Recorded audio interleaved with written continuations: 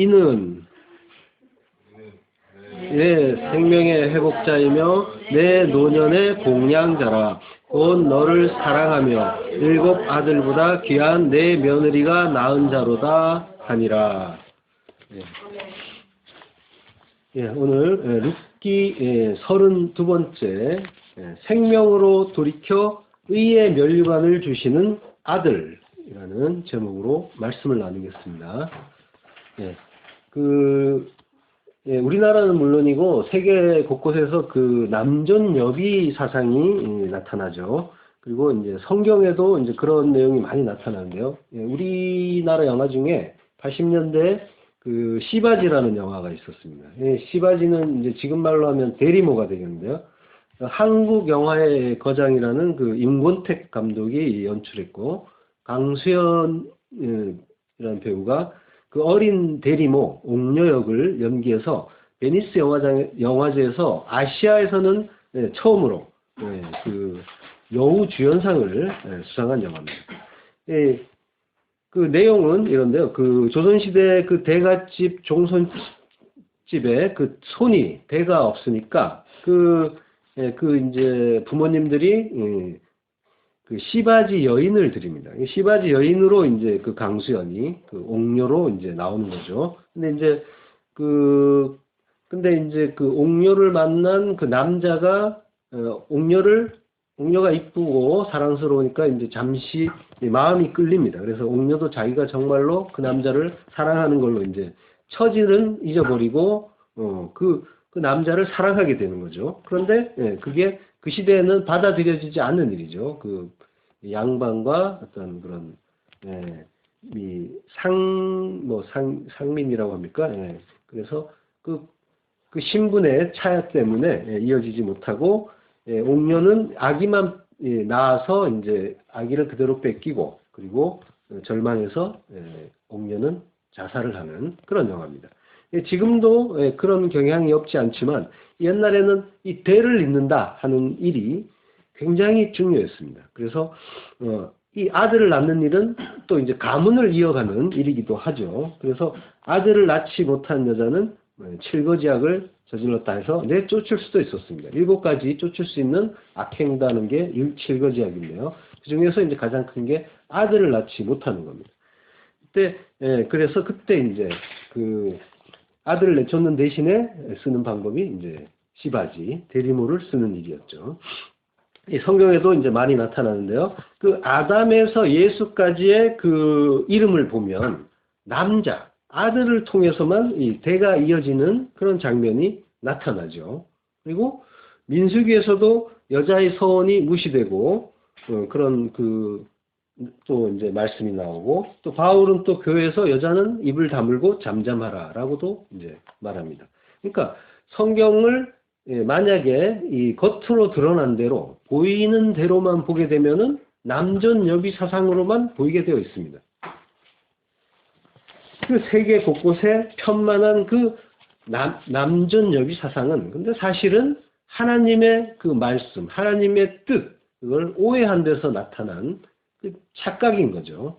이건 믿음의 조상이라고 하는 아브라함도 역시 우리와 동일하게 오해했던 일입니다. 하나님이 아브라함에게 내가 너에게 제라, 씨를 주겠다라고 했는데 아브라함은 아들을 주시려나 하고 오해를 하는 거죠. 그래서 아들을 주신다면서 왜 안 주시는가 하면서 자기 멋대로 이스마엘이라는 아들을 만들기도 합니다.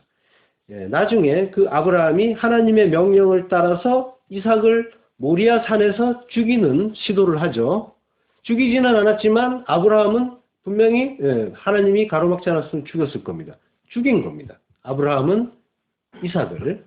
그러니까 이거는 무슨 얘기냐면 하나님이 말씀하신 그 씨, 그 제라를 이해했다는 겁니다.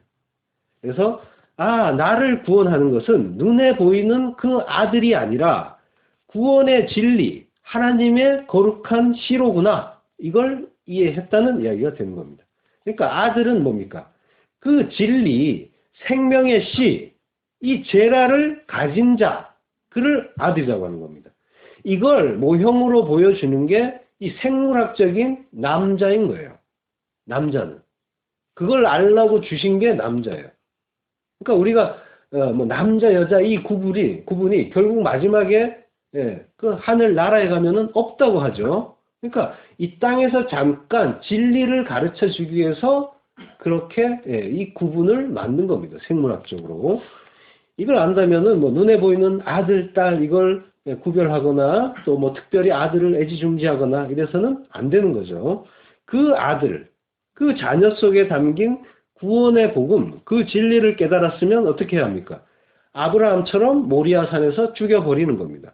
그게 그 아이를 붙잡지 않는 그 마음을 이야기하는 거예요. 그 아이를 온통 나의 생명으로 생각하는 그 마음, 거기에서 떠나는 것. 이것이 모리아산에서 이삭 죽이는 일인 겁니다.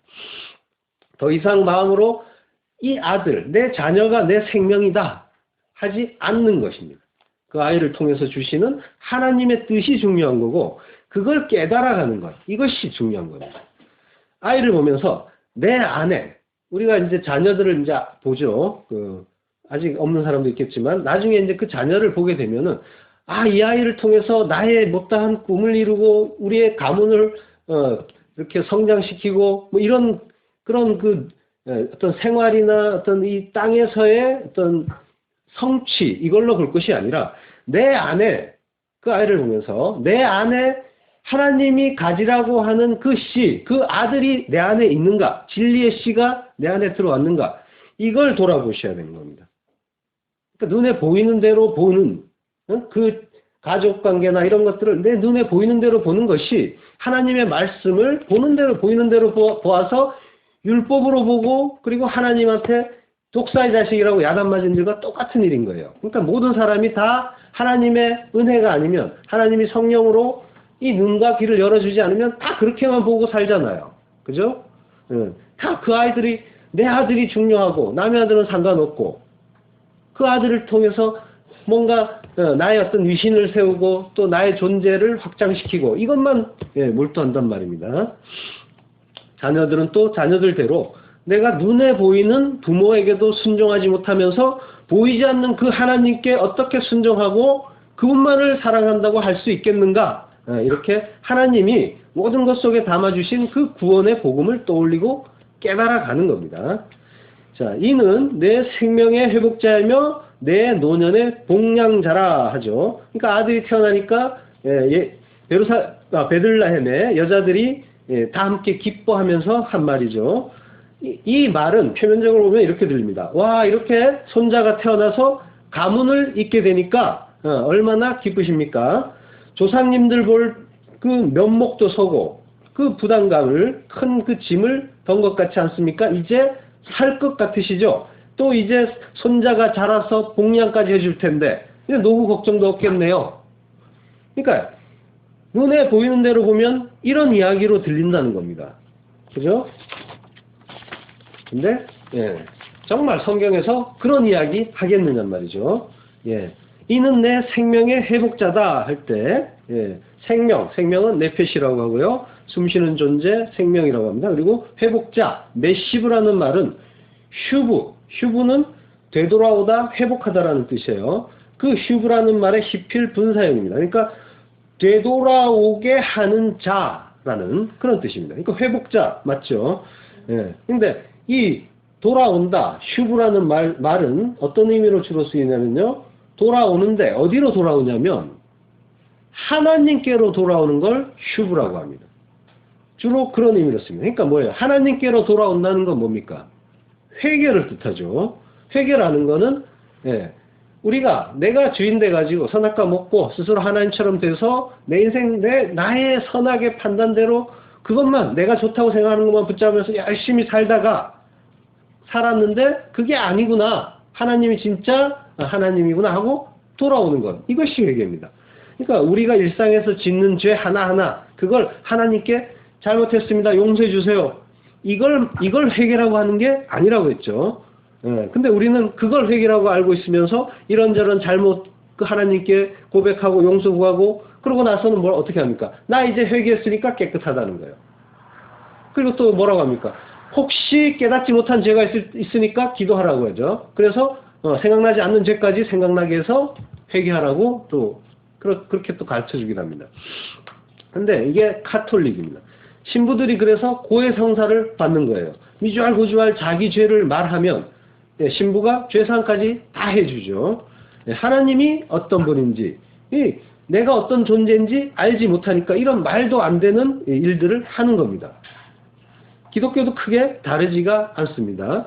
일상의 죄, 그 잘못에 대한 용서만 구하고 있습니다. 그거 하지 말란 이야기 아니에요. 근데 진짜 해야 할 참된 회개는 하지 않고 그것만 하고 있으니까 답답하다고 하는 겁니다. 그리고 거기에서 내 할 일 다 했다. 그 일상의 죄만 토설하고 내 할 일 다 했다고 멈춰버리면 그건 안 된다는 겁니다. 그게 보이는 대로 보는 거예요. 성경을. 진짜 회개, 진짜 그 슈브는 하나님께로 돌이키는 겁니다. 선악과를 먹고 선악 판단의 주체가 된 나, 하나님처럼 된 나를 버리고 하나님께로 돌이키는 것. 그 하나님의 우리에게 주시는 모든 것들이 하나님이 주시는 선물이라는 걸 깨닫는 것.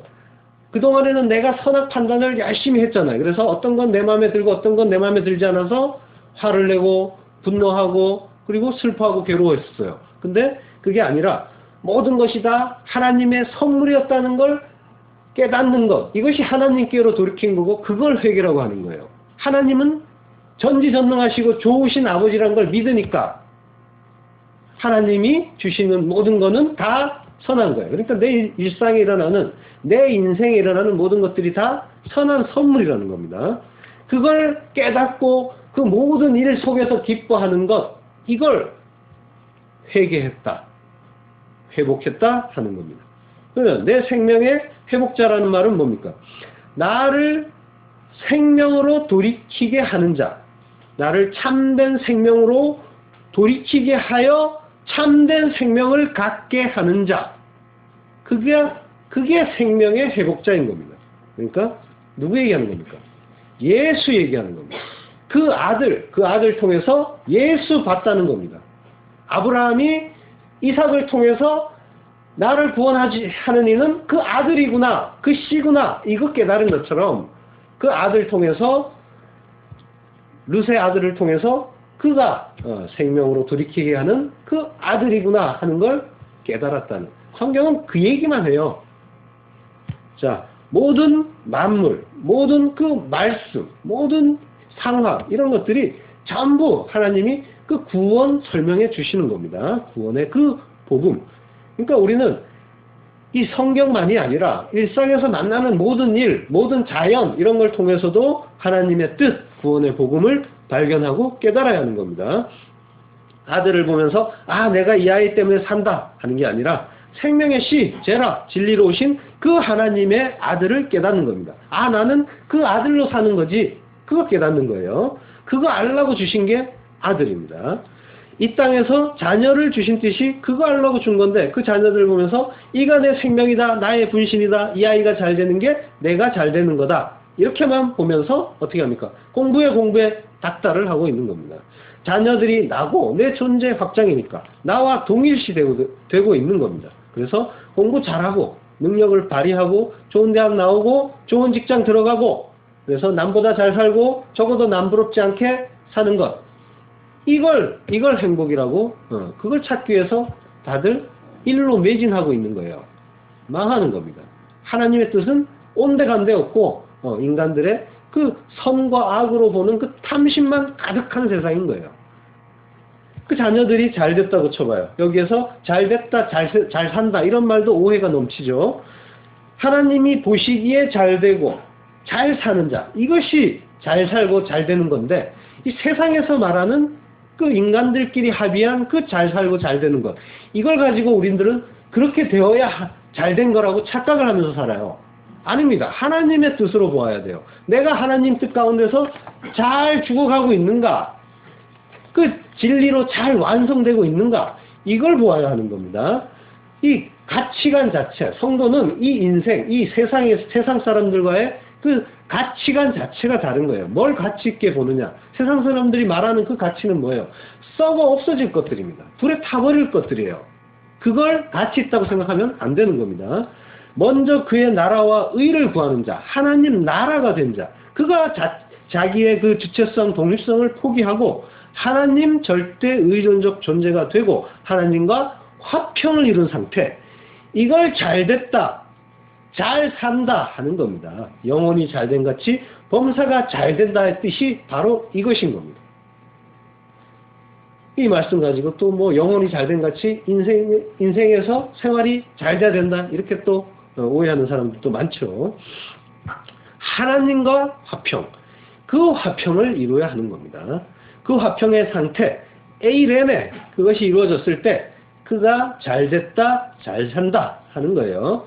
하나님과 관계없이 그 죽은 흙, 마른 뼈의 상태에서 이 땅의 것들, 그 썩어 없어질 것들을 잔뜩 끌어모아 봐야 그건 절대로 하나님 보시기에 잘 사는 그런 일이 아닌 겁니다. 자녀들이 세상적으로 잘 됐다고 쳐요. 그런데 이놈들이 결혼을 하더니 자기 식구들 챙기느라 부모에게 소홀하게 하거나 섭섭하게 할 때 또 뭐라고 합니까? 내가 그 놈을 어떻게 키웠는데? 뭐 이렇게 얘기하죠. 그러니까 이 인간들의 어떤 그런 그 자녀의 어떤 양육 방식에 뭔가 목적이 있었다는 거죠. 뭔가 순수한 것처럼 하지만 결국은 목적인 겁니다. 그가 잘 되거나 말거나 내가 바라는 것이 없다면 그건 순수한 어떤 그런 희생이고 양육이겠죠. 그렇지만 인간들은 절대로 그렇게 안 하는 겁니다. 나였기 때문에 그것이 섭섭하게 느껴지는 겁니다. 그리고 또 자녀들이 남과 비교해서 영 신통치 않으면 어떻게 합니까? 그때도 또 괴로워하고 섭섭해합니다. 이런 일들이 모두 말씀을 율법으로 보는 것과 똑같은 일인 겁니다. 하나님이 구원의 복음 알라고 주신 것들을 표피적으로 눈에 보이는 대로 바라보고 읽는 거예요. 그게 우리 인생사에서 나타나고 있는 겁니다. 그러니까 인생 자체, 생활 자체에서 하나님의 뜻 깨달아가는 거예요. 다 성경이기 때문에. 자연 만물이 성경이고 우리 인생에 일어나는 일들이 다 성경이에요. 그 속에서 하나님 뜻 발견해야 하는 겁니다. 남편과 아내 그것도 복음 알라고 주신 것이고 근데 그걸 모르고 어떻게 내가 주도권을 쥐나 어떻게 하면 우리 부부가 남들보다 더 잘 사나 이런 것만 생각하고 있으면 망하는 겁니다. 일들, 사건들, 또 날씨 이런 것도 마찬가지죠. 다 내 유익 중심으로 보니까 늘 기분도 좋기도 하고 또 나쁘기도 하고 행복과 불행이 자꾸만 반복되는 겁니다. 하나님의 일을 생각하지 않고 사람의 일만 생각하니까 그런 겁니다. 날씨 보세요. 비가 오면 어떤 사람들은 싫다 그러고 어떤 사람은 좋다 합니다. 그러니까 절대적인 가치는 없는 거예요. 하나님 뜻 생각하지 않고 내 뜻만 보니까 그것이 좋다 나쁘다로 막 갈라지는 겁니다. 그 선악으로 나누어서 보는 그 상태를 지옥이라고 해요. 그 상태에서 벗어나야 구원인 겁니다. 모든 것이 하나님의 선하신 뜻이다라는 걸 아는 것, 이것이 모노게네스, 모든 것을 하나로 보는 아들, 독생자가 되는 겁니다. 하나님의 일을 생각하지 않고 사람의 일만 생각하는 것. 그가 그 베드로였죠. 그를 예수님이 뭐라고 했습니까? 사탄이라고 했잖아요. 대적자, 사타나스. 하나님의 일을 먼저 생각해야 되는 겁니다. 노년의 봉양자, 이 말 역시 자녀를 인본주의적의 그 눈으로 보면은 이렇게 되죠. 나를 살게 하고 내 노후를 책임져 주는 존재, 나를 봉양해 주는 존재. 노년의 봉양자 하면은 그 얘기로 보이잖아요. 그죠? 해석도 그렇게 해놓고. 자, 과연 그럴까요? 봅시다. 노년이란 말은 세바라고 하고요. 세바는 하얀 머리를 얘기해요. 나이 많은 사람도 얘기하는데, 노년, 나이 많은 그 노령, 그것도 얘기하는데, 하얀 머리도, 백발이라고 하죠. 그걸 세바라고 해요. 잠언 16장 31절, 백발은 영화의 면류관이라 의로운 길에서 얻으리라. 합니다. 왜 백발이 영화의 면류관이라고 할까요? 모든 것이 다 진리를 담고 있다고 했죠. 하나님의 그 구원 설명하고 있습니다. 자, 인간이 태어날 때 처음에는 뭐예요? 검은 머리거나 또는 뭐 서양인 같은 경우에는 노란 머리거나 이러겠죠. 그런 머리로, 그런 색으로 시작을 합니다. 이게 뭔 얘기냐면 더러운 존재, 그 죄의 상태로 시작을 한다는 걸 이야기하는 거예요. 그러다가 점점 진리를 깨달아서 하얀 머리, 백발, 순결한 흰색으로 변모하는 것. 이것이 구원이다. 하는 걸 우리 머릿속에 이 인생에 하나님이 그 구원을 담아주신 겁니다. 너희 죄가 주홍 같을지라도 눈과 같이 희어질 것이요 진홍같이 붉을지라도 양털같이 되리라 하죠. 그 하얘지는 겁니다. 하얗게 되는 것, 깨끗한 상태, 순결한 상태, 그 의의 흰옷을 입은 상태, 의의 흰옷을 입어야 되는 거예요. 우리는 그 상태로 가는 겁니다. 죄의 상태에서 이 구원의 여정을 머리 색깔에도 담아 놓아 주신 겁니다. 모든 것이 진리를 담고 있어요. 아닌 것이 없습니다. 성경에서 보면 난태생은 부정하다고 하죠. 그래서 인간도 다 부정한 겁니다. 인간은 알에서 태어나는 게 아니라 그냥 태어나는 거 아닌가요? 생각할 수가 있죠. 난태생이 아니라 태생이 아닌가? 그런 의문이 들 수도 있겠지만 사실 사람도 수정난 상태에서 모태에서 자라는 겁니다. 그래서 알의 상태예요. 그러다가 알에서 깨어나고 나오는 겁니다. 그래서 모든 인간도 부정한 것이 맞는 거죠. 또 동물들은 나면서부터 걷기도 하지만 인간은 돌봐주지 않으면 또 죽어요. 그러니까 인간의 태어났을 때 상태, 아무도 누군가가 돌봐주지 않으면 절대로 존재할 수 없는 상태, 이 상태에도 구원이 담겨 있는 거예요. 그러니까 인간만이 하나님의 자녀가 될 자격이 있다는 걸 그 상태에 담아준 거예요. 하나님이 돌보고 먹여주지 않으면 도저히 존재할 수 없는 존재다. 그거 알라는 거예요. 그거 알라고 태어났을 때 그렇게 무력한 상태로 태어나는 겁니다. 그리고 기는 것은 부정하다고 하죠. 그러니까 모든 아이들이 다 기어다니잖아요. 그죠? 부정한 상태로 시작을 하는 거예요. 이 땅을 끌어안고 사는 겁니다. 뱀처럼. 끌어안고 기어다니는 거예요. 다들 그 방식으로 살죠. 예. 그러니까 그 상태에서 점점 자라서 일어서는 거예요. 그러니까 진리를 알라고 준 그 관계와 상황들에서 하나님의 그 진리, 구원의 복음, 그걸 발견하지 못하고 눈에 보이는 그 가치만 보면서 사는 게 땅을 끌어안고 사는 그 상태인 거예요. 아이들이 기는 상태, 그 상태도 끌어안고 사는 거지만 눈에 보이는 상태지만 인간들이 전부 그 상태로 살고 있단 말이에요. 그러니까 기어다니는 아이 보면서 내가 저 상태구나. 그걸 보셔야 하는 겁니다. 내가 땅의 가치, 인간들이 합의한 좋다는 선의 그 가치만 찾으려고 애쓰는 게 아닌가. 이걸 돌아보셔야 돼요. 하늘의 가치, 이건 찾지 않고 땅의 가치, 그것만 붙잡고 사는 게 아닌가. 그게 뱀처럼 땅을 끌어안고 사는 기어다니는 상태인 겁니다. 자, 그 상태에서 하나님의 뜻이 그거로구나. 그 진리 알라고 하시는구나 라는 걸 깨닫고 일어서는 상태가 되는 거예요. 일어서는 것. 이걸 뭐라고 하냐면 부활이라고 합니다. 그러니까 죽은 상태에서 부활하는 거예요. 아나스타시스라고 합니다. 부활. 이 말은 아나스타시스라는 말은 아나스테미에서 나온 말인데요. 아나는 위로예요. 위로. 그리고 시스테미는 일어서다라는 겁니다. 그러니까 위로 일어서는 거예요. 뱀처럼 땅을 껴안고 기어다니던 자가 땅에서 눈을 떼고 위로 하늘로 향해서 우뚝 서는 것. 이걸 부활이라고 해요. 무슨 목숨이 끊어졌다가 다시 살아나는 걸 부활이라고 하는 게 아니라 그 진리 깨닫고 그 땅의 가치 버리고 눈을 하늘로 돌리고 회개한 상태죠. 그 상태로 일어서면 그를 부활했다고 하는 겁니다. 그러면 부활이라는 건 뭐예요? 죽음을 전제로 하죠. 죽음을 전제로 한다는 건 지금 이 과정에서 죽음이 있다는 거죠. 뭐가 죽음이란 겁니까? 뱀처럼 땅을 껴안고 기어다니던 자가 땅에서 눈을 떼는 것. 이걸 죽음이라고 해요. 성경에서. 그럼 뭐예요? 이게 자기 부인이잖아요. 그죠? 이 땅의 가치, 나 중심의 가치, 여기에서 떠나서 하늘의 가치로 하나님이 전부예요. 하나님이 맞아요. 나는 틀렸어요. 이걸 인정하고 하늘의 가치로 나의 가치관과 세계관을 재정립하는 것.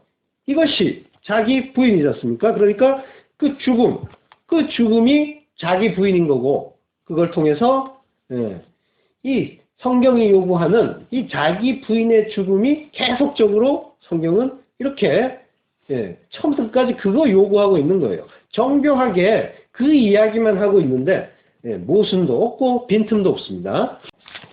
거기에서 떠나는 겁니다. 땅에서 떠나는 거예요. 내 중심에서, 나 중심의 그 가치 판단, 선악 판단에서 떠나는 거예요. 내 마음에 들어야 선이고 내 마음에 안 들면은 속상하고 기분 나쁘고 이것이 아니라 왜 그 상황을 주셨나 하나님의 뜻을 먼저 돌아보시라는 거예요. 그 속에서 하나님의 뜻 발견하고 점점점 자라나가는 겁니다.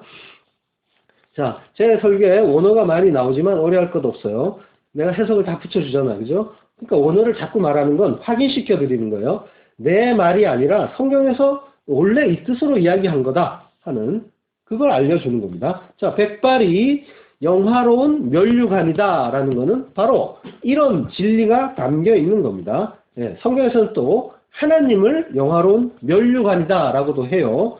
이사야서 28장 5절 그 날에 만군의 여호와께서 그 남은 백성에게 영화로운 면류관이 되시며 아름다운 화관이 되실 것이라. 영화로운 면류관, 아름다운 화관 같은 말이고요. 그러니까 하나님과 백발 이게 같이 의미가 다 있다는 얘기가 되죠. 똑같이 영화로운 면류관이니까 그죠? 그럼 어떻게 이 하나님과 백발이 서로 의미가 닿는지 한번 살펴보겠습니다. 잠언에서 백발은 영화의 면류관이라고 하는데 이걸 어디서 얻는다고 해요? 어디서 얻는다고 하는지 하냐면 의로운 길에서 얻는다고 해요. 다시 한번 볼게요. 잠언 16장 31절 백발은 영화의 면류관이라 의로운 길에서 얻으리라. 이 백발 영화의 면류관 이걸 의로운 길에서 얻는다고 해요. 의로운 길은 원어로 보면 의의 길이에요. 의는 체다카, 공의라고 하고요. 이 의는 우리가 상식적으로 알고 있는 의를 행한 자를 의인이라고 하죠. 그런 그 의와는 다릅니다. 그러니까 성경에서 말하는 의는 상대에 대해서 자기의 행할 바를 충실히 잘 행하는 것 이걸 의라고 합니다.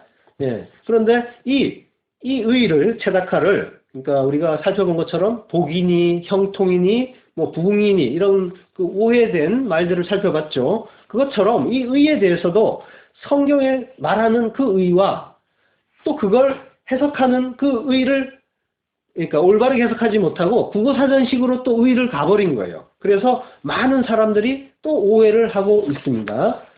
아모스서 5장 24절에 보면요. 오직 공법을 물같이 정의를 하수같이 흘릴지로다 합니다. 그 의가 또 정의를 또 이제 개역개정판에서는 공의라고도 해석을 해놨어요. 그 의, 체다카를 정의, 공의라고 번역을 합니다.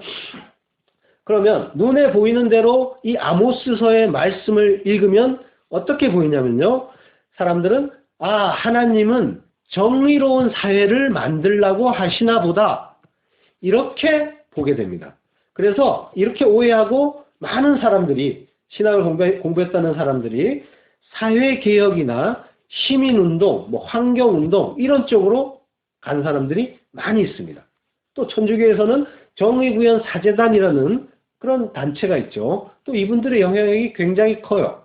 한국의 또 민주화에 또 기여한 바도 크고요. 또 이제 오늘날 기독교의 주류라고 하는 그런 사람들도 이 가치를 붙잡고 있습니다. 정의. 하나님이 정의를 원하신다. 약자를 보호하고 세상을 정의롭게 만들자. 이 가치를 붙잡았단 말이에요. 그래서 세계적으로 유명하다는 신학자들이 전부 이 체다카, 이걸 대중들이 이해하는 정의, 국어 사전에서 말하는 그 정의로 바라보면서 정의를 물같이, 공의를 마르지 않는 강같이 흐르게 하는 게 하나님의 뜻이다 하면서 외치고 있는 겁니다. 그들이 또 핵심 구절로 붙잡는 이 성경 말씀이 이 아모스서의 이 말씀이기도 해요. 근데 이런 식으로 정의를 외치는 사람들은 사람들에게 인기가 좋습니다. 마다할 이유가 없으니까요. 많은 사람들이 그걸 외치는 사람들을 박수치고 환영합니다. 그러니까 그 사람들이 뭔가 그 권세를 얻어가는 거예요. 그 사람들의 이 학설이. 그러니까 하나님을 믿거나 믿지 않거나 모든 사람들이 다 두 손 들어서 환영하는, 그리고 언론들도 그들의 노고를 그 업적을 칭송하게 되죠. 모두가 칭찬을 합니다. 그렇지만 성경은 모든 자에게 칭찬을 받으면 화가 있으리라고 해요. 그러니까 복음은 절대로 믿지 않는 자들도 기뻐할 수 있는 것이 아닙니다. 오해하고 있는 거예요. 많은 사람들이 기뻐하고 모든 사람들이 환영하고 있다고 해서 그것이 올바른 하나님의 말씀에 대한 적용은 아닌 겁니다. 자, 보세요. 이 세상은 어떤 곳입니까? 정말 이 사람들이 생각하는 것처럼 발전시키고 개발시켜서 모든 사람이 행복한 그 유토피아를 만들어야 하는 곳입니까? 아니죠. 이 세상은 멸망할 곳입니다. 인생도 마찬가지고 이 세상도 마찬가지고 이 역사도 마찬가지고 다 멸망할 거예요. 그래서 회개하고 예수를 믿어야 한다 하는 게 성경의 주장입니다. 성경의 외침이에요. 이 세상은 곧 멸망할 곳입니다. 그러니까 하나님이 택한 자들에게 요구하시는 일은 세상을 정의롭게 더 나은 세상으로 만들라 하는 게 절대로 아닌 겁니다. 성경을 바르게 봐야 되는 거예요. 이곳은 곧 불로 멸해질 곳이니까 너희는 어떤 사람이 되어야 하겠느냐? 이런 질문을 하신단 말이에요. 성경은. 베드로전서 3장 9절. 주의 약속은 어떤 이에 더디다고 생각하는 것 같이 더딘 것이 아니라 오직 너희를 대하여 오래 참사 아무도 멸망치 않고 다 회개하기에 이르기를 원하시느니라.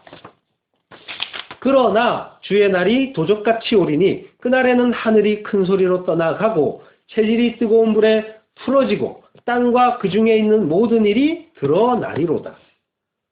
다 불로 타버린다고 해요. 다 녹아버린다고 합니다.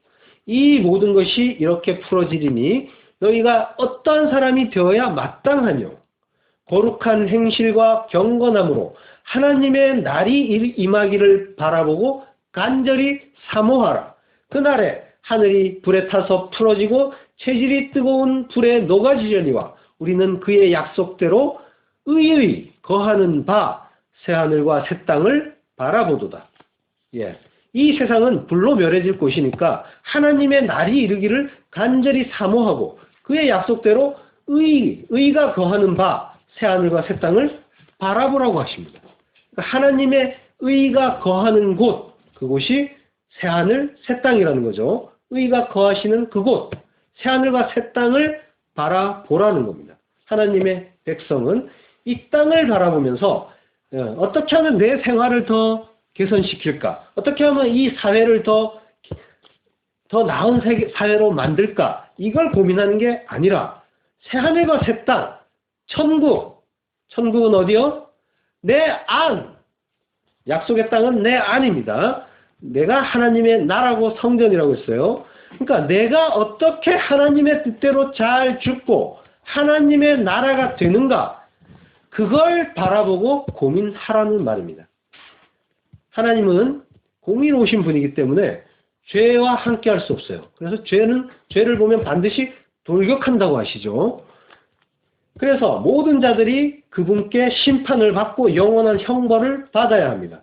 의는 없고 하나도 없으니까. 의는 없나니 하나도 없다고 했죠. 다 죄인이니까 다 그분께 심판을 받고 멸망을 당하는 게 맞아요. 그게 하나님의 공의입니다. 그러니까 창조주신 그분이 피조물인 인간에게 그 심판을 행하는 것, 상대에게 자기가 행할 바를 잘 행하는 게 의라고 했죠. 체다카, 신약의 용어로는 디카요시네. 그러니까 심판을 하는 게 맞는 겁니다. 그러니까 성경을 보면 사단이 계속 성도를 참소하고 하나님은 그걸 무시하지 못하는 장면들이 나오죠. 그게 하나님의 공의 때문입니다. 그런데 죽어야 할 죄인 대신에 하나님이 대신 죽음으로써 죄인이 살 길 하나를 만들어 두셨는데 그게 예수 그리스도 십자가인 겁니다. 그러니까 그거는 사단이 전혀 예상하지 못한 방식이었어요. 하늘의 천사들도 의아해하는 이게 무슨 일인가 하고 궁금해하는 일이었습니다. 하나님이 죽어버리셨다니까요. 그러니까 이걸 누가 예상을 할 수 있었겠습니까?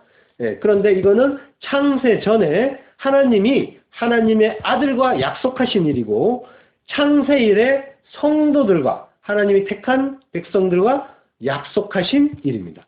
그 의무를 하나님은 신실하게 수행하고 계시죠. 그래서 하나님은 의로운 분이 맞는 겁니다.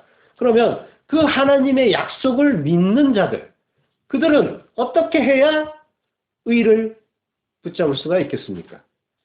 그러니까 하나님이 예비하신 그 살 길, 그 생명의 길을 꼭 붙잡아야 되는 겁니다. 그게 의로운 길, 의의 길인 겁니다. 의, 제다카, 의의 길인 겁니다. 그러니까 의의 길은 하나밖에 없죠. 내가 곧 길이요, 진리요, 생명이라고 하신 그 예수라는 그 길밖에 없는 겁니다. 그래서 예수 믿어야 되는 거예요. 예수 없이는 절대로 아무도 구원에 이를 수가 없다는 겁니다. 이거를 분명하게 우리는 인생 속에서 깨달아야 되는 거예요. 그리고 예수만 붙잡는 거예요. 왜 예수를 믿어야 되는지를 우리는 이런 그 말씀을 통해서 그리고 인생 속에서 분명하게 깨닫지 않으면 인생 헛사는 겁니다. 그것만이 중요해요. 인생에서. 자, 하나님께 이르는 길은 하나님이 예비하신 한 길, 예수밖에 없어요. 그러니까 백발은 뭡니까? 예수로 인해서 얻는 영화로운 면류관이기 때문에 하늘의 진리, 그 하나님과 연결되는 거죠. 하나님께 이르고 천국이 되는 겁니다. 그리고 면류관은 뭡니까? 상을 뜻하죠. 성도의 상은 뭡니까? 하나님이 상이라고 하시죠. 그러니까 모두 하나님과 그 백발, 영화의 면류관, 이것이 다 연결되는 겁니다. 하나님이 상이라는 것은 뒤에도 설명하기로 하고요. 그런데 하나님께 이르는 길, 하나님이 예비하신 한 길, 그 예수는 어떤 길입니까? 좁은 길입니다. 누구나 다 갈 수 있는 길이 아니에요. 왜? 예수가 보이지 않으니까. 예수가 안 보입니다. 보이는 대로만 보니까 하나님이 눈가기를 열어주지 않은 자들은 다 보이지 않는 오해된 그 길로 가게 되어 있는 거예요. 오해된 그 말씀의 길. 전부 오해된 예수를 보는 거예요. 말씀이 육신돼서 오셔서 이것이 전부 예수님에 대한 이야기인데, 오늘 보고 있는 이 성경 말씀처럼 노년의 공양자다 하니까, 그렇지, 맞지. 내 자손이, 내 아들과 손자가 내가 늙으면 나를 복양해 주지. 맞지. 이렇게 가는 거예요. 그리고 룻기는 어떻게 봐요? 전부, 이방의 그 며느리가, 시어머니에게 효도를 잘했더니, 복양을 잘했더니, 좋은 사람 만나서 시집가서 행복하게 잘 살더라. 이렇게만 보는 거예요. 그 속에 담긴 구원의 복음은 보지를 못하고, 눈가기가 열리지 않으니까. 그 얘기하는 게 아니란 말이에요, 성경은.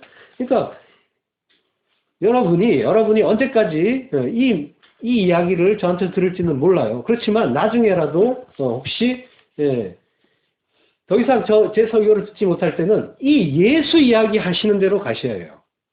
이 생활 이야기 하는 대로 가시면 안 되고 예수 이야기 하는 데를 찾아가셔야 되는 겁니다. 잘 찾아가셔야 돼요. 안 그러면은 나를 잘되게 하고 나를 복되게 하는 게 기독교지, 그게 맞지, 보이는 대로만 보다가 끝난단 말입니다. 예수 이야기하는 대로 가셔야 돼요. 예수, 구원의 복음, 그 진리 이야기하는 대로 반드시 가셔야 합니다. 성경에서 의하면 생각나는 인물이 있습니다. 바로 멜기세덱입니다. 왜냐하면 멜기세덱이라는 말 자체가 의의 왕이라는 말이에요. 창세기 14장 18절, 살레망 멜기세덱이 떡과 포도주를 가지고 나왔으니 그는 지극히 높으신 하나님의 제사장이었더라. 살레망 멜기세덱이 이제 지금 떡과 포도주를 아브라함에게 들고 나와서 축복을 해주는 그런 장면인데요. 이게 어떤 상황인지 잠깐 설명하면요. 시날, 엘라살, 엘람, 고임 이런 동방의 연합군, 바벨론 쪽, 메소포타미아 쪽에 동방의 연합군들이 가나안에 쳐들어왔어요. 쳐들어와서 소돔, 고모라, 아드마, 스보임 이런 여러 나라들과 전쟁을 하게 됩니다. 세계 대전인 거예요. 여러 나라들끼리 서로 전쟁을 하는 거니까 세계 대전이죠. 동방연합군이 일방적으로 쳐들어와 가지고는 가나안 연합군을 대파를 합니다. 그리고 전리품과 포로들을 왕창 챙겨가지고 돌아갑니다. 근데 예, 그 와중에 소돔성에 살던 롯이 동방연합군에게 포로가 돼서 끌려가는 그런 상황이 벌어졌어요. 예, 그때 이 소식을 아브라함이 들은 겁니다. 그리고 어떻게 하냐면 집에서 길린 자, 가신들을 이끌고 이 엄청나게 막강한 동방연합군을 쫓아가는 거예요. 이거는 말이 안 되는 이야기입니다. 집에서 기른 사람들이 무슨 그 전쟁의 어떤 그런 훈련을 했겠어요. 뭐 양이나 치고 뭐 그런 그 사람들인데, 근데 그들이 300여 명으로 동방연합군을 쫓아가고 그들에게서 롯을 구출을 합니다. 이 불가능한 일이 아무리 봐도 불가능한데 그게 실제로 가능한 일로 성경에서 나타나요. 창세기 14장 14절 아브람이 그 조카의 사로잡혔음을 듣고 집에서 길리고 연습한 자 318인을 거느리고 단까지 쫓아가서 그 가신을 나누어 밤을 타서 그들을 쳐서 파하고 다메섹 좌편 호박까지 쫓아가서 모든 빼앗겼던 재물과 자기 조카 롯과 그 재물과 또 부녀와 인민을 다 찾아왔더라. 예, 다 찾아왔어요. 이게 지금 그러니까 가신들을 이끌고 다메섹의 근처에 호박까지 쫓아가요. 막 쫓아가서 그러니까 그들을 쳐서 단에서 이제 그들이 먼저 있었던 거죠. 그들을 쳐서 단에 있는 사람 그 동방연합군을 공격해갖고 깨버려요. 혼비백산하게 하고 그들이 도망을 가니까 또 다메섹 잡힌 호박까지 쫓아가면서 그들을 쳐부수고 다 찾아오는 겁니다. 빼앗겼던 것. 이게 이런 그 말이 안 되는 일이 어떻게 가능했을까요? 성경에서는 전투 장면을 묘사하지 않아요. 그래서 어떻게 일이 가능했는지 알 수는 없지만 추측할 만한 자료가 있습니다.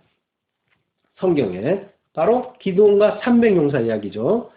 동방연합군 대군 앞에 318명 그리고 18만 5천 명 앞에 기드온의 300용사 이런 말도 안 되는 그 군사 같지도 않은 군사. 이 기드온의 300용사라는 거는 용사가 아니라 오합지졸이라고 했죠. 그러니까 이거는 무슨 얘기냐면 하나님이 싸우는 전쟁이라는 이야기예요. 하나님의 전쟁이란 겁니다. 하나님이 싸우고 하나님이 승리하신다. 너희는 하나님의 그 승리를 거저 전가받는 그 은혜를 받는 자, 수혜자다. 이걸 가르쳐 주시는 겁니다.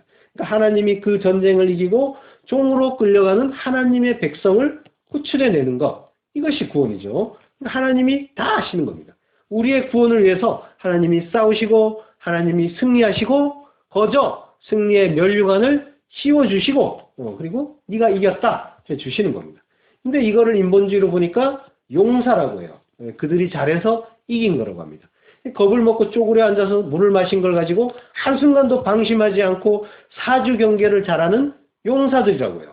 그래서 그들을 높여줍니다. 그들을 용사라고 칭찬하고 또 그들을 본받자고 합니다.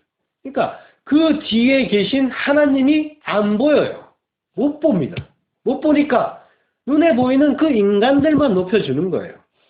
사람 중심, 인본주의로 성경을 보게 되면 이런 식으로 항상 정반대 해석이 나오는 겁니다. 성경을 말하는 것 같고 성경의 어떤 말씀을 이야기하는 것 같지만 그 내용을 잘 분별을 하셔야 돼요. 안 그러면 거꾸로 듣는다니까. 예, 하나님이 다 하시는 겁니다. 하나님의 전쟁에 우리를 구원하시는 그 일에 우리가 보탤 일은 아무것도 없는 겁니다. 뭔가 보탤 게 있다고 오해하는 자들이 공로를 말합니다. 내가 뭔가 했다는 거예요. 그래서 상급 운운합니다. 하늘의 상이 크대요. 뭘 해야 크고 그래서 일을 덜하면 작고 이렇게 얘기합니다. 근데 성경에서는 뭐라고 합니까? 우리의 상은 하나밖에 없다고 하죠. 하나님이 상입니다. 창세기 15장 1절 이후에 여호와의 말씀 이상 중에 아브라함에게 이르러 임하여 가라사대 아브라함아 두려워 말라 나는 너의 방패요 너의 지극히 큰 상급이니라. 하나님이 상이에요. 예. 계시록에서 요한계시록에서 보면 24장로들이 면류관을 하나님께 돌려드리는 장면이 있어요. 요한계시록 4장 10절 24장로들이 보좌에 앉으신 이의 앞에 엎드려 세세토록 사시는 이에게 경배하고 자기의 면류관을 보좌 앞에 던지며 가로되 합니다. 던진다는 거예요. 보좌 앞에. 그러니까 뭐예요? 상을 받았어요. 면류관. 상을 받았는데 뭔가 자격이 있어서 받은 줄 알았는데 천국에 가보니까 하나님이 다 하셨다는 걸 알게 된 거예요. 그러니까 그 상, 이거는 내가 받은 상이 아니었네요. 하나님 거네요 하면서 돌려드리는 겁니다. 그러니까 성경은 반복해서 하나님이 우리를 위해서 싸우시고 우리를 위해 승리하시는 분이다 하는 것. 인간은 그 승리에 보탤 것이 아무것도 없는 무력한 존재다. 그 취지에서 300명을 골라내는 거예요. 다 돌려보내고 2만 명에서. 그걸 가지고 용사라고, 일당백의 용사라고 오해를 하고 있는 겁니다. 자, 하나님의 아브라함 앞에 멜기세덱이라는 대제사장이 나타나서 뭐라고 합니까? 그 전쟁은 하나님이 이기게 하신 것이다 라고 하죠. 그러니까 뭐예요? 아브라함아 너는 잘한 거 없다. 그 얘기하는 거예요. 창세기 14장 20절 너희 대적을 내 손에 붙이신 지극히 높으신 하나님을 찬송할지로다 하매 아브라함이 그 얻은 것에서 10분의 1을 멜기세덱에게 주었더라. 예, 열심히 쫓아가가지고 그 동방연합군을 파하고 롯을 구해왔더니 그 대적을 아브라함에게 붙인 거는 이기게 한 거는 하나님이다. 그러니까 하나님을 찬송하라 하는 겁니다. 그러니까 아브라함이 그 말을 인정을 하죠. 그러니까 승리의 그 전리품 중에 10분의 1을 멜기세덱에게 바칩니다. 이것은 승리의 전리품 전부가 다 하나님 거라는 고백이죠. 그리고 나머지 것도 전부 제자리에 돌려놓습니다. 이 전쟁을 통해서 아브라함이 얻은 것은 아무것도 없어요. 죽으라고 싸웠는데 상을 하나도 못 받았습니다. 그런데 뭐라 그래요? 하나님이 상이다 하면서 내가 너의 상이야 하면서 하나님이 직접 나타나서 하나님이 자기를 아브라함에게 주는 겁니다. 내가 너의 방패요, 너의 지극히 큰 상급이다. 예, 하나님이 당신을 상으로 주시는 겁니다. 이게 성도의 궁극적인 목표 지점이어야 되는 겁니다. 하나님을 상으로 주신다는데 그 하나님이 어떤 분인지 모르니까 자꾸 다른 상을 달라고 요구하는 겁니다. 하나님께 칭찬받을 일을 했으니까 뭔가 생활에서 축복받는 일을 뭔가 주시지 않을까. 다들 이런 기대를 하면서 신앙생활을 합니다. 이거는 근데 잘못된 신앙입니다. 하나님이 어떤 분인지 모른다는 거고 하나님을 보지도 못한다는 거죠. 믿음이 없다는 말입니다. 하나님 안 믿는다는 얘기인 거예요. 바꿔서 얘기하면 하나님이 어떤 분인지 아는 자는 지금 처한 그 자리에서 만족하고 감사하면서 한 걸음 한 걸음 하나님을 더 알기를 원합니다 하면서 가는 거예요. 자, 성경은 멜기세덱을 살렘왕, 즉 평강의 왕이라고 하고 또 멜기세덱이란 말 자체는 의의 왕이라고 했죠. 멜레크 체데크입니다. 말키 체데크. 말키는 이제 멜레크, 이제 왕이란 그 말의 변형이에요. 그러니까 의의 왕, 체데크를 이제 멜기세덱이라고 이제 해석을 한 거예요. 말키 체데크를. 그러니까 우리말로 멜기세덱이라고 옮긴 거죠. 자, 의의 왕, 평강의 왕, 그리고 대제사장. 이거는 누굴 이야기하는 걸까요? 히브리서 7장 3절. 아비도 없고 어미도 없고 족보도 없고 시작한 날도 없고 생명의 끝도 없어 하나님 아들과 방불하여 항상 제사장으로 있느니라. 이거는 멜기세덱에 대한 이야기예요. 그러니까 하나님 아들과 방불하다. 예수와 같아 라고 하는 겁니다. 그러니까 믿음의 조상 아브라함인데 그에게 그때 하늘의 진리를 가르쳐 줄 수 있는 게 누구겠습니까? 조상인데 그 사람밖에 없는데 그러니까 하나님밖에 없는 거예요. 멜기세덱은 하나님이거나 하나님이 보내신 자인 겁니다. 그러니까 하나님으로 보아도 되는 거예요. 예수. 자, 그가 떡과 포도주를 가지고 나와서 아브라함을 축복하죠. 떡과 포도주 그리고 축복. 누가 떠오릅니까? 마태복음 26장 26절.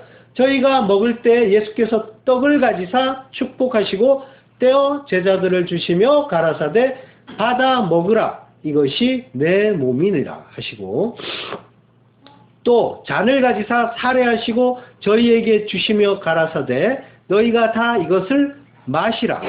이것은 죄사함을 얻게 하려고 많은 사람을 위하여 흘리는 바 나의 피, 언약의 피니라. 예. 예수님이 그 떡과 포도주를 주시면서 떡은 내 몸이다. 몸은 뭐예요? 말씀이 육신되어 오셨으니까 말씀인 거죠. 그러니까 성도의 양식은 뭐라는 겁니까? 그리스도의 말씀이라는 겁니다. 사람은 떡으로 사는 게 아니라, 그러니까 이 육의 양식, 땅의 그 떡, 이 세상의 떡으로 사는 것이 아니라 하늘의 양식, 하나님 말씀으로 사는 겁니다. 그리고 포도주는 피라고 하죠. 구약에서 피는 생명이라고 거듭해서 말씀하십니다.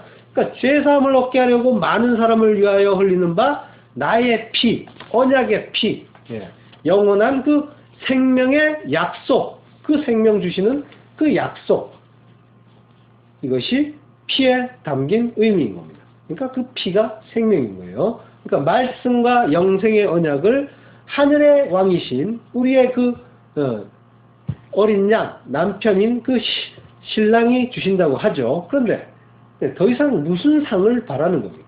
그러니까 하나님이라는 그 상이 내 마음에 들지 않는다는 게 되는 거죠. 그러니까 오늘날 기독교는 천국, 영생 이런 건 보이지 않는 거니까 그런 건 필요가 없고, 눈에 보이는 이 세상의 것, 그것만 풍성하게 내놓으라고 그 때를 쓰고 있는 겁니다. 바로 믿음이 없다는 증거인 겁니다.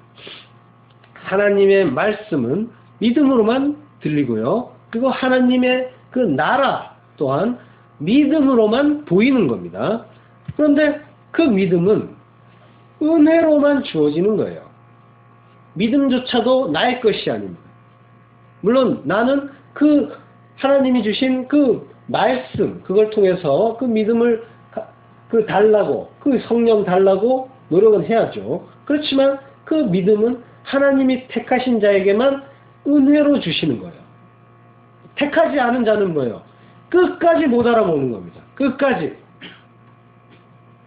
왜 내 생활이 이 모양이냐? 왜 나를 괴롭게 하느냐? 나 중심, 내 생활 중심, 눈에 보이는 것 중심으로만 사는 거예요. 그러다가 망하는 겁니다. 이 은혜로 주시는 그 믿음, 그것까지 하나님이 주시는 그 선물로 주시는 그 믿음. 그러니까 뭐예요? 인간은 뭐예요? 자랑할 게 아무것도 없는 거예요. 그러니까 뭐예요? 믿음이 있다고 하는 자들은 겸손해지는 거예요. 자랑할 게 아무것도 없다는 걸 점점점 깨달아가는 겁니다. 그러니까 남을 비판하지 못하고 점점점 낮아지고 겸손해지고 할 말이 없어지는 거예요. 오직 십자가만 자랑하고 겸손하게 하나님 앞에 엎드리고 그 은혜에 감사하고 감격하는 자, 그가 성도고 그가 진짜 복을 받은 자인 겁니다. 그 복을 구하셔야 하는 겁니다.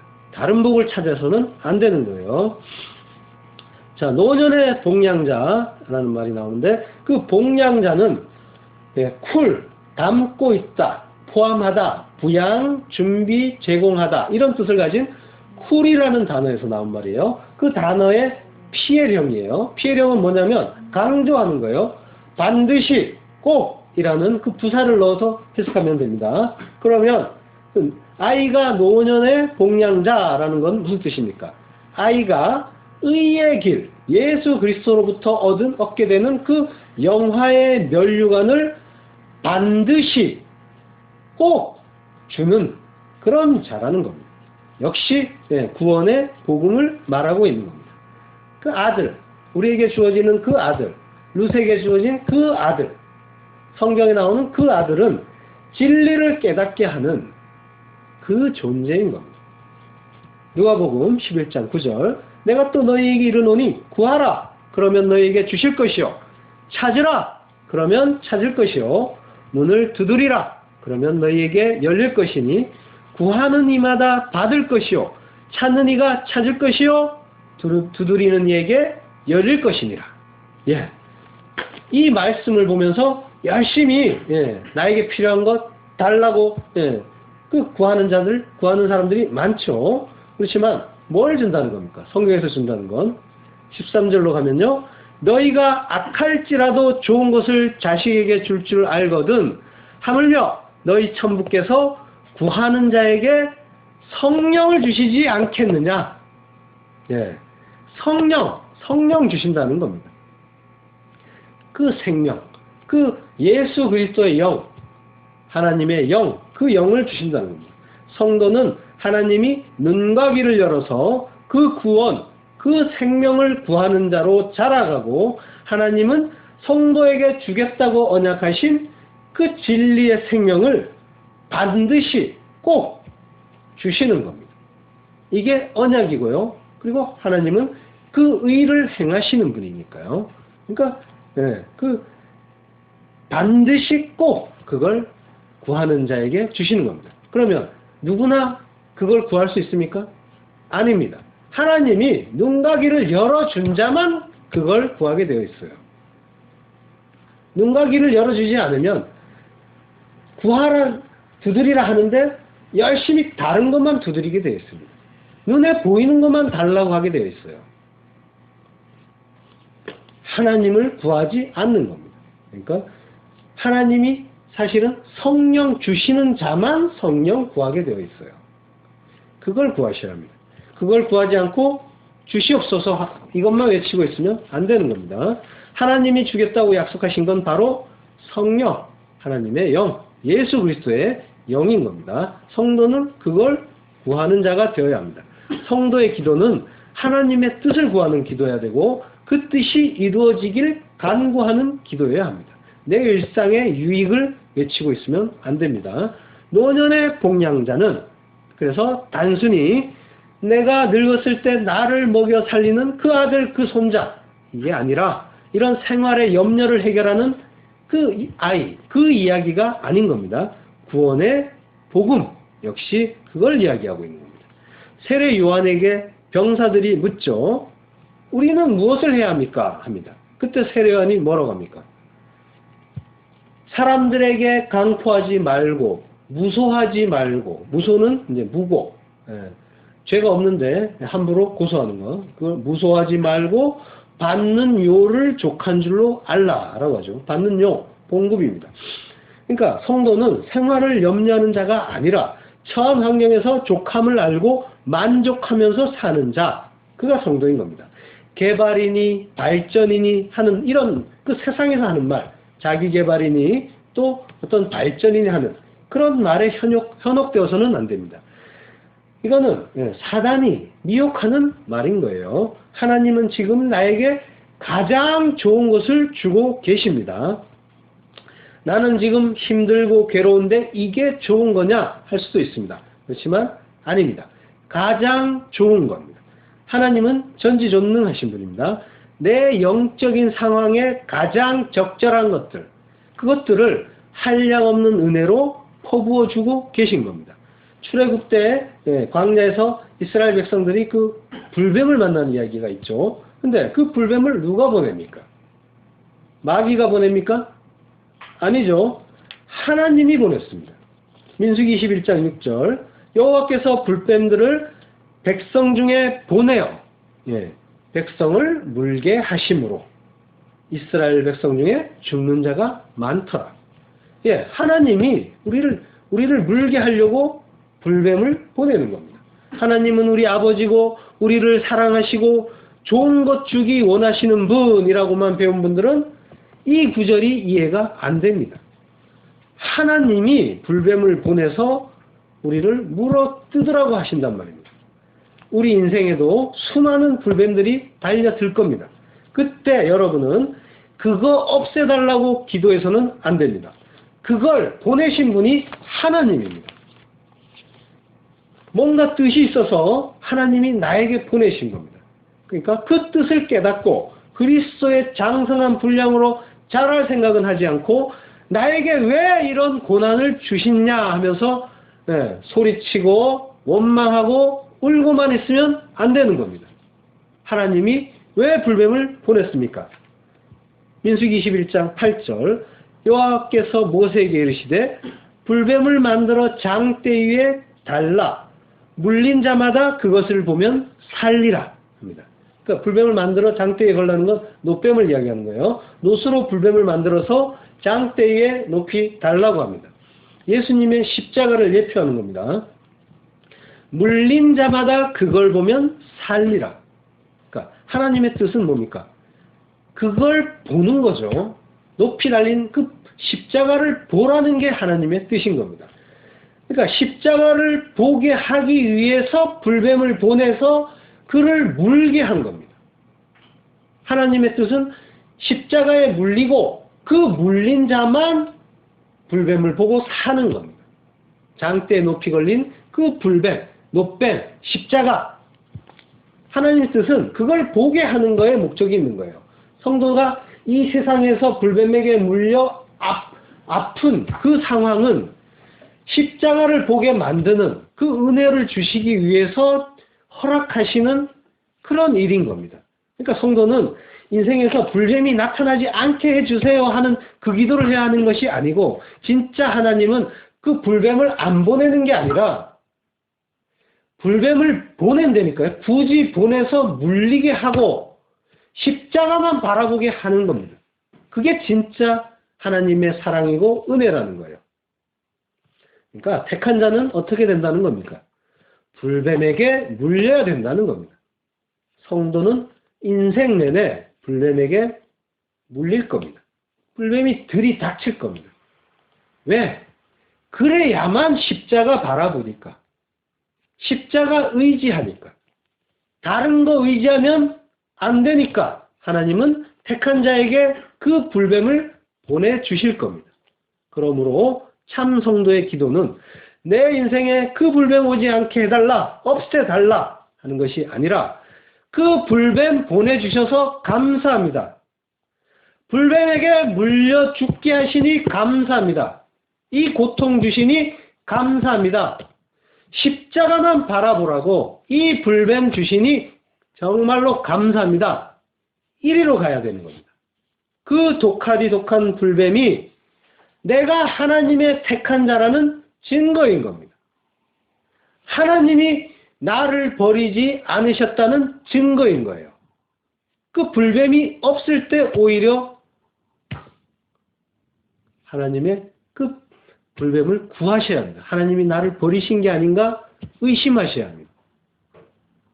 내 인생이 만사형통 무사태평으로 가는 걸 기뻐해서는 안 되는 거예요.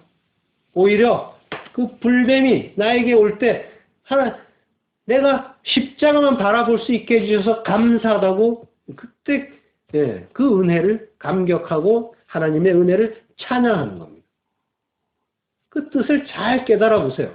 하나님이 그 불뱀을 보내실 때마다 그 뱀에 물리면서 고통스러워하면서 그 불뱀을 주신 하나님의 뜻이 뭔가 이걸 잘 생각해 보세요. 그러면은 감사로 결론이 날 거고, 그리고 하나님 찬양으로 나아가게 될 겁니다. 이것이 형통이에요.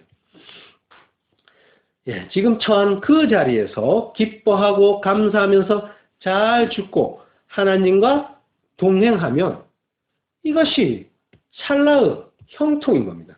그 자리에서 잘 죽고 무트죠. 타무트. 정령 죽으세요. 그러면 진리로 완성이 될 겁니다. 무트라는 말, 죽음이라는 말이 진리의 완성이라고 했죠.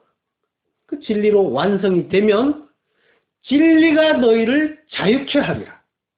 자유가 되는 겁니다. 자유롭게 되는 거예요. 하늘을 사는 자들은 내 자존심, 내 체면이 좀 구겨져도 괜찮고 아무렇지가 않고 내 상황이 조금 불편해도 남들이 볼 때는 가난하다고 해도, 그래서 남들이 가진 것 없어도 그 상황이 불편해도 하나도 슬프지가 않은 겁니다.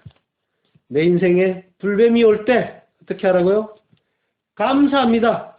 이 땅에 썩어질 것들로 기뻐하지 마시고 하늘의 영원한 생명과 그 복음, 그 진리로, 그 십자가로 기뻐하시기를 축원합니다. 하나님이 주시는 그 상, 하나님이라는 상, 이것만으로 기뻐하시길 바랍니다. 기도하겠습니다.